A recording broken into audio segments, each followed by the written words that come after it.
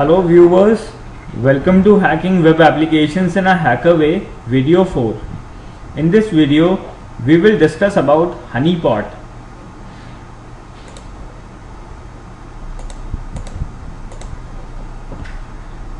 Why I am showing the concept of Honeypot in such an earlier stage is because in order to prevent you guys from creating troubles for yourself by applying techniques like scanning, fingerprinting, enumeration on the real or live web servers, because they are using the concepts of honeypots, they are using real honeypots that keep logs of all the connections which are established, and in that case you all may got in trouble.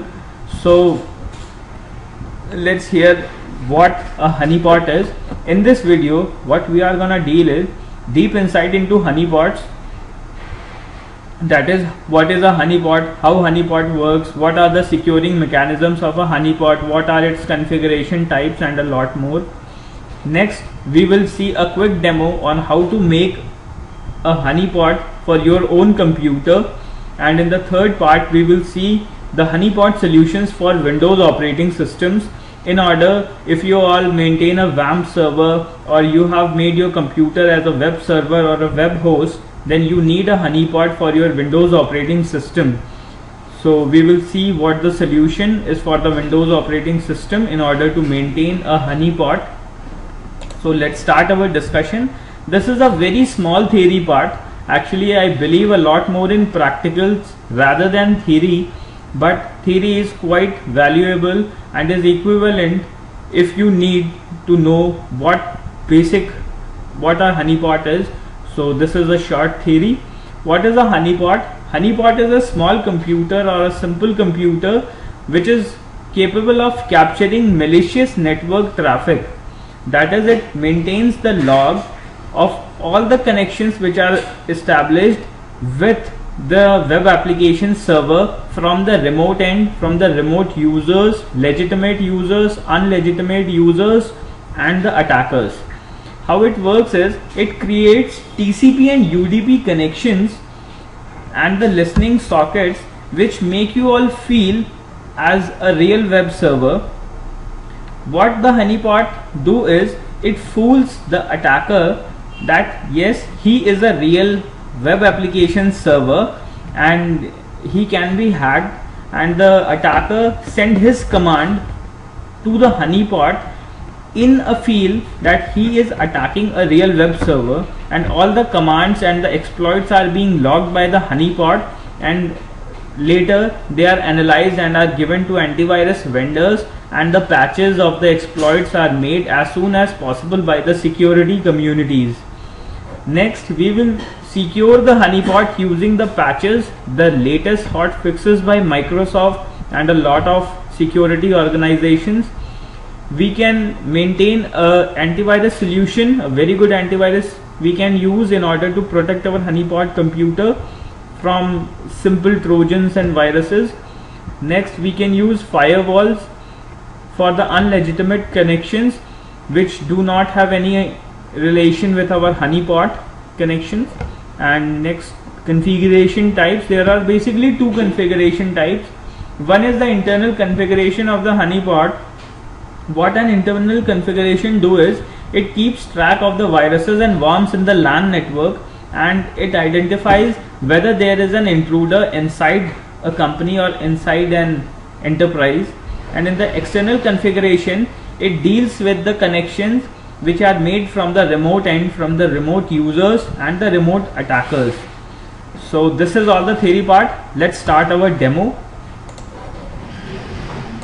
In this demo part, what I'm gonna do is, I'm gonna create a simple honeypot using HoneyD.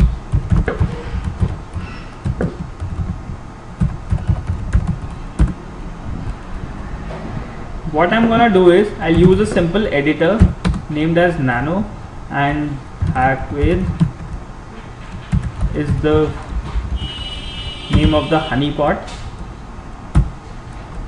What I'll do is, I'll create a simple template named as HWAHW. I'll set up the parameters for it, and the uptime, this is in seconds. I'll set max FD FDS, let's say it is 35, and now I'll add ports on which I want the Honeypot to listen.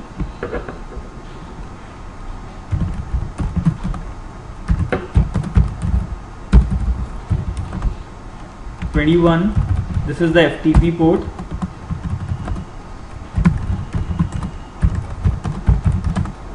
and the port 80.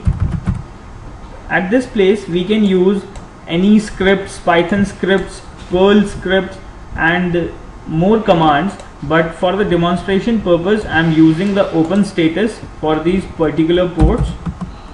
Now what I can set more is a MAC address for my virtual Honeypot, and how can I do it is using the template, the Ethernet and the MAC address, that is, so I have assigned the MAC address to my virtual Honeypot. Now I will bind an IP for this. Let's say the IP is 192.168.204.149 and the template. So I think we are all set. I have coded for my virtual Honeypot. Let's debug it using the honeyD /d. The file name is conf, and yes, this is my virtual Honeypot which is running over the port 149. Now feel yourself as an attacker and you are using this Windows 7 operating system. You have find an FTP server which is 192.168.204.149, which is my Honeypot, but you feel that it is an actual FTP server and you can get a fruitful softwares from this particular web server, or you want to inquire what this FTP server contains. So what you all do is,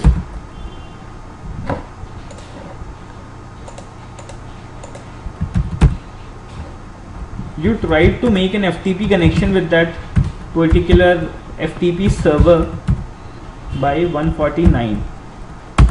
So what it says is you are connected to this FTP server and you are feeling voila, you have done the hack, but what in actual is you are logged by my Honeypot, and here is the display.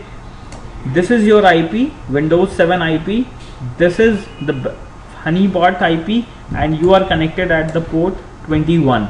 That is, you are being logged, and you may be amazed that each and every command you are executing, each and every steps you are making, even your mistakes are logged by the Honeypots, and this helps the security communities to make the patch as soon as a vulnerability or an exploit is released or being tested. What further we can do is we can use a browser and can browse to the malicious website or the legitimate website using a Honeypot. How I will do it is like this: 192.168.204.149. Here it says it is waiting for the connection, but here you can see the connection has established at port 80 from your Windows 7 attacker machine to my Honeypot machine, which is established at 149, but my legitimate operating system IP is 140, and you are connected to port 80, which is the HTTP port using the web browser. So here you can see what a Honeypot actually do. Now here comes the solution for the Windows operating system Honeypot solutions. What I can do is I can use a ready to go tool which is made by Atomic Softwares Limited. Is a free tool which is provided by Atomic Software Solutions, and you can download it from this link www.atomicsoftwaresolutions.com. honeypot_018.exe. This is the download link. Go there and download it. I'll show you a quick demonstration of Honeypot. It is just plug and play. You need to configure it at the starting point. After configuration, you can use the play button to start your Honeypot on the Windows operating system. This is the result which is provided by the Honeypot monitoring. This is the date, time, the remote IP which is trying to connect to your website or web application and passed by the Honeypot, the remote port which is being used by that particular IP address or a machine. This is the local IP. Here it is showing 0000, but in the actual scenario it will be the IP of your Honeypot and the port at which the communication is initiated or started, the protocol which is used to send the packets, and the size of the packet which is received. So this is all about the Honeypot. Please keep in mind, various web application servers and website hosts are using Honeypots and they keep logs and maintain logs of the connections established.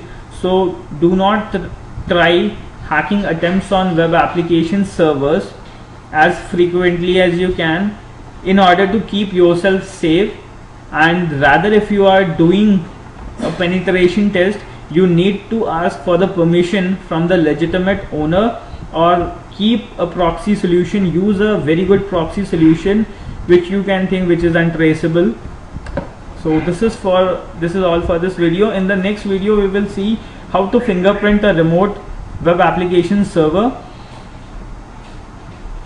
Please give comments, please give feedback for this video. I hope you all enjoyed the video and you learned what a Honeypot actually is. Thanks a lot. Have a good day.